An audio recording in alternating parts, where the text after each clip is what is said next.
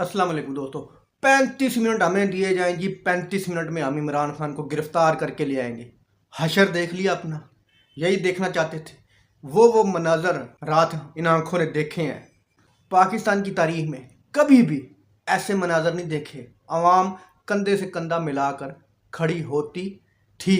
रात international establishment ने भी इमरान खान के आगे घुटने टेक दिए हैं।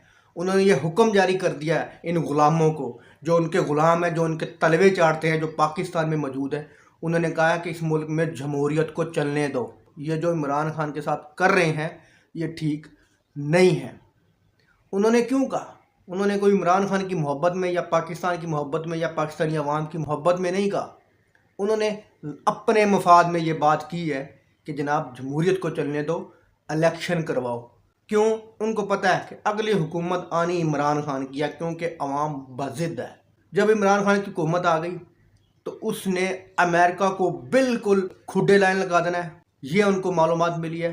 इमरान खान ने रूस से ताल्लुकात बढ़ाने हैं, चाइना से बढ़ाने हैं, रशियन ग्रुप में जाना है, तुर्की से बढ़ाने हैं, क्योंकि ईरान और तुर्की की सुलह हो गई। अब उसको ये टेंशन खाई जा रही है कि कहीं ये मुल्क मिलकर हमें बिल्कुल ही खुडे लाइना लगा दे, बिल्कुल ही हमें साइड पे ना लगा दे। इसलिए उसने घुटने टेके हैं। और रात ये ट्वीट आपको नजर आ रहा है, इस ट्वीट में इन्होंने कहा है कि जनाब पाकिस्तान में जमहूरियत चलनी चाहिए, पाकिस्तान में इलेक्शन होने चाहिए।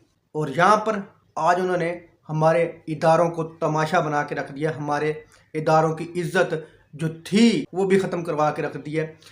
मैं अपने इदारों से पूछता हूँ, आपको जब पता है कि ये एक गलत काम कर रहे हैं, ये एक गैर कानूनी गिरफ्तार करने की कोशिश कर रहे हैं, चलो पुलिस को तो एक साइड पे करो ना, पुलिस तो है ही। क्या ज़रूरत थी रात हमारी रेंजर को आगे जाने की, गाड़ियां लेके जाने की?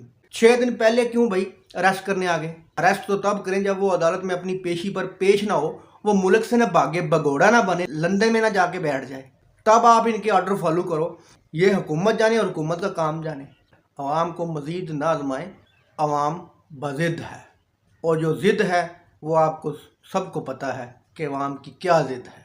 अल्लाह हाफ़िज़।